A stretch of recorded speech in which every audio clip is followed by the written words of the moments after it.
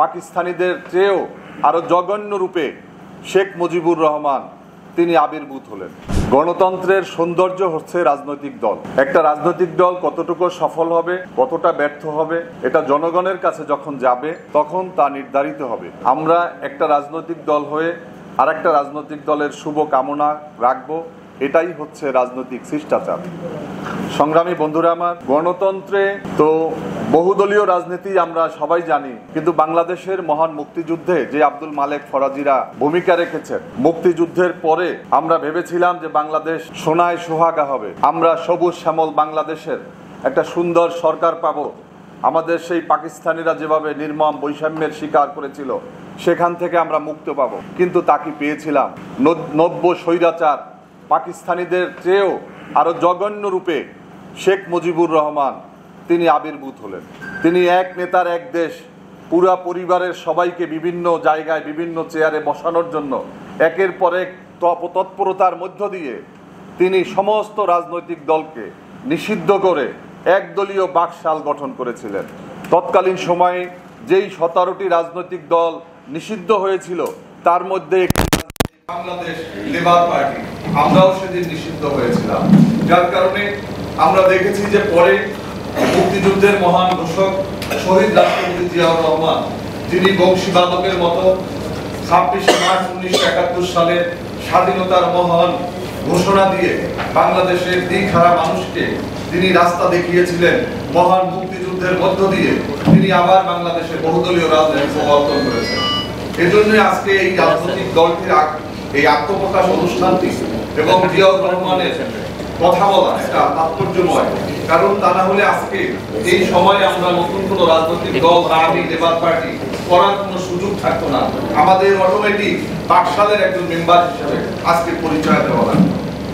সংগ্রামী বন্ধুরা, আমি ডক্টর মোহাম্মদ ইউনূসকে ধন্যবাদ জানাই যে তার নিজের একটি চিঠির সুবাদে গোটা বিশ্বের প্রায় 75টির মতো দেশে তারা আজকে সুফল পেয়েছে। আপনারা জানেন যে আমেরিকান প্রেসিডেন্ট ট্রাম্প বাবু তিনি নতুন করে শুল্ক আরোপ করেছিলেন 37%। শুধুমাত্র বাংলাদেশ নয়, বাংলাদেশ, ভারত সহ বিভিন্ন দেশে এই শুল্কের বোঝায় তারা জর্জরিত হয়েছিল। শুধুমাত্র বাংলাদেশের Nobel laureate doctor Mohammad Yunus একটা চিঠি লিখেছিলেন যে মাত্র 3 মাসের জন্য অন্তত স্থগিত করেন। আমরা দেখেছি ডক্টর ইউনূসের এই চিঠির প্রেক্ষিতে গোটা 75টির মতো দেশ আজকে এই সুফল পেয়েছে। এজন্য আমি আমার বাংলাদেশ লেবার পার্টির পক্ষ থেকে আমি ডক্টর মোহাম্মদ ইউনূসকে ধন্যবাদ জানাই। আপনারা দেখেছেন যে এই 24-এর পট পরিবর্তনের পরে বাংলাদেশের মানুষের নতুন নতুন আকাঙ্ক্ষার সৃষ্টি হচ্ছে, কারণ একটা গণতান্ত্রিক পরিবেশে আমরা অবস্থান করেছি। এর আগে আমরা একটা ফ্যাসিবাদী পরিবেশে ছিলাম, একটা অগণতান্ত্রিক একদলীয় পরিবেশে ছিলাম। কিন্তু আমরা দেখেছি যে বিগত 17টি বছরে শেখ মুজিবের কন্যা খুনি হাসিনাকে যারা বিভিন্নভাবে লালায়িত করেছিলেন, যারা নির্বাচনে অংশ নিয়েছিলেন, অগণতান্ত্রিক এবং ফ্যাসিবাদ হওয়ার জন্য বিভিন্নভাবে আমি তাদেরকেও দোষর বলবো যারা নির্বাচনে অংশ নিয়েছিলেন। কারণ যেদিন 2014 সালের নির্বাচনে এদেশের কোনো গণতান্ত্রিক রাজনৈতিক দল অংশ নেই, বর্জন করেছিল। 2024 সালে একটা পাতানো নির্বাচন ছিল, সেই নির্বাচনেও যারা অংশ নিয়েছে তারাও ফ্যাসিবাদের দোষর। যার কারণে এই ফ্যাসিবাদকে যারা উৎসাহিত করেছে তাদের অনেকের কণ্ঠে এখন আমরা ফ্যাসিবাদের বিরুদ্ধে কথা শুনি।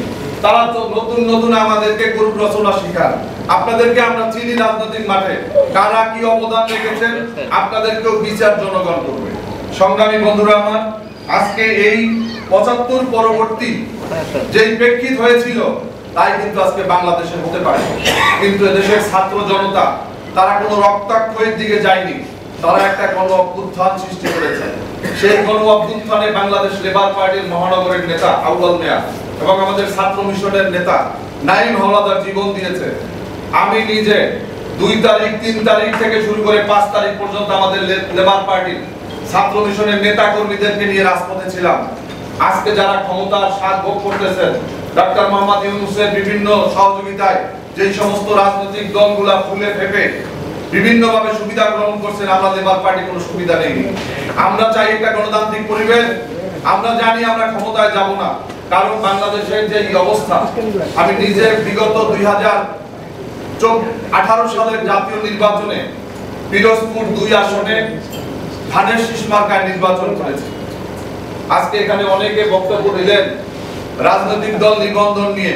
কি হবে নিবন্ধন দিয়ে?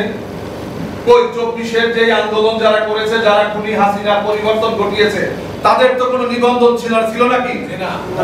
একটা পট পরিবর্তনের কোনো নিবন্ধন দরকার হয়? কোনো নিবন্ধনের দরকার হয় না। আজকে রাষ্ট্র তাদেরকে নিবন্ধন দেওয়ার জন্য উঠে পড়ে লেগে আছে।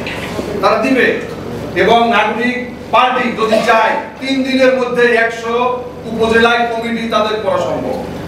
21 কেন, তারা 60-64 জেলায় তাদের করা সম্ভব।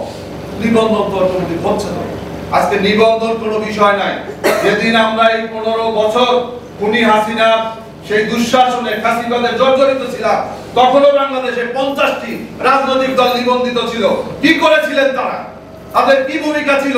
আমরা তো দেখেছি বিএনপি জামাতের বিরুদ্ধে লক্ষ লক্ষ মামলায় কোটি কোটি মানুষকে আসামি করা হয়েছে। সেদিনও আমরা দেখেছি অনেক রাজনৈতিক দল নিবন্ধিত দল, তারা খুনি হাসিনা সেই অগণতান্ত্রিক এবং সেই স্বৈরাচারী নির্বাচনের মধ্যে তারা ঢুকে গিয়েছিলেন। যার কারণে নিবন্ধন কোনো বড় বিষয় নাই। রাজনৈতিক দল নিবন্ধনের জন্য একটা ক্রাইটেরিয়া থাকতে হবে, তাদের একটা যোগ্যতা থাকতে হবে। আপনাদেরকে কথা বলতে হবে একটা সুষ্ঠু নির্বাচনের জন্য, যেখানে সব মানুষ, ভালো মানুষ, একজন গ্রামের একজন স্কুল শিক্ষক পার্লামেন্টে যেতে পারবে, এই ব্যবস্থা আমরা চাই। আমরা চাই যে কালো টাকার মালিকরা, কোটিপতিদের যেন ক্লাবে পরিণত না হয় জাতীয় সংসদ। আপনারা জানেন যে 26টি রাজনৈতিক দলকে আমাদের ঐক্যমত্য কমিশন তারা তাদের পরামর্শ চেয়েছে। জাতীয় যে সংস্কারের কাজ চলছে, 6টি কমিশন গঠন করা হয়েছে। সেখানে বাংলাদেশ লেবার পার্টির পক্ষ থেকে আমরা সুপারিশ দিয়েছি। আমরা সংস্কার কমিশনের কাছে নির্বাচন ব্যবস্থা সংস্কারের জন্য আমরা অনেকগুলো সুপারিশ দিয়েছি। আলহামদুলিল্লাহ, এবং তারা আমাদের সুপারিশগুলোকে, অসংখ্য সুপারিশ তারা গ্রহণ করেছে। আমার বিশ্বাস এই অন্তর্বর্তীকালীন সরকার যেভাবে কাজ করে যাচ্ছে, তাদের কথা এবং কাজ যদি সঠিক হয়, বাংলাদেশে একটা আমূল পরিবর্তন হবে, এটা আপনারা দেখতে পাবেন। আমরা দেখেছি যে নির্বাচনের পোস্টার ব্যবস্থা। আমি 2018 সালের জাতীয় সংসদ নির্বাচনে ধানের শীষের প্রার্থী হিসেবে আমার একটা উপজেলায় মাত্র 3000 পোস্টার দিয়েছিলাম আমাদের একটা মিটিং এর ভিতরে, এবং 70,000 টাকা শুধুমাত্র 3000 পোস্টার লাগানোর জন্য দিতে হয়েছে। এবং তার কত পিস পোস্টার লাগানো হয়েছে আল্লাহ ছাড়া কেউ জানে। তো বাস্তবতা হচ্ছে এই যে পোস্টার এবং ব্যানার, মাইকিং, প্রত্যেকটা ইউনিয়নে, আমার মনে করেন 21টা ইউনিয়নে যদি একটা করে মাইকিং হয়, পার ডে 21টা মাইকিং হবে। 21 মাইকের খরচ, রিকশার খরচ, যারা মাইকিং এর সাথে থাকবে তাদের খরচ, এরপর আবার সেখান থেকে তো পার্সেন্ট হিসাবে বিভিন্ন কমিটির লোকজনকে রাখতে হবে। তাহলে প্রার্থীর কি অবস্থা হবে? এটা এখানে যে সমস্ত রাজনৈতিক দল আমরা বসে আছি, তাদের প্রয়োজনের দ্বারা সম্ভব। বাস্তবতা হচ্ছে এই জন্য আমরা এমন একটা পরিবেশ, এমন একটা সিস্টেম চাই যেখানে বড় দল আর ছোট দল বলতে কোনো বিষয় নাই। আমরা নিজেরাই বলি আমরা ছোট দল, আমরা বড় দল। দল তো দল, একই নির্বাচন কমিশনের নিবন্ধনের একই ক্রাইটেরিয়া পালন করে প্রত্যেকটা রাজনৈতিক দলে কিন্তু নিবন্ধিত হয়। ইত্তেফাক যেমন বড় পত্রিকা, ঠিক সেমনি পদযাত্রাও একটা পত্রিকা, নিবন্ধনের সমান অবস্থা। এজন্য আমরা রাজনৈতিক দল বলবো, বড় দল ছোট দল আমরা বিশ্বাস করি না। আমরা চাই বাংলাদেশের গণতন্ত্রের যে পরিবর্তন এবং সুস্থ ধারার রাজনীতি, এই সুস্থ ধারার রাজনীতিতে আমরা ঐক্যের জায়গা আমাদের সবাইকে এক কাতারে দাঁড়াতে হবে। আমরা একটা গণতান্ত্রিক বাংলাদেশ চাই। আপনারা বলছেন পরিবারতন্ত্রের কথা। এখন যদি আমার ছেলে যদি যোগ্য হয়, সে যদি আমার দল না করে আরেক দল করবে না, তাহলে তো আপনি বলবেন বাপে করে এক দল, পোলা করে আরেক দল। এখন যদি তাকে যদি যোগ্যতার কারণে কোনো পদ দেওয়া হয়, তখন বলবেন তাহলে আপনি পরিবারতন্ত্রের কথা বলছেন। যার কারণে আমরা এভাবে বলতে চাই না।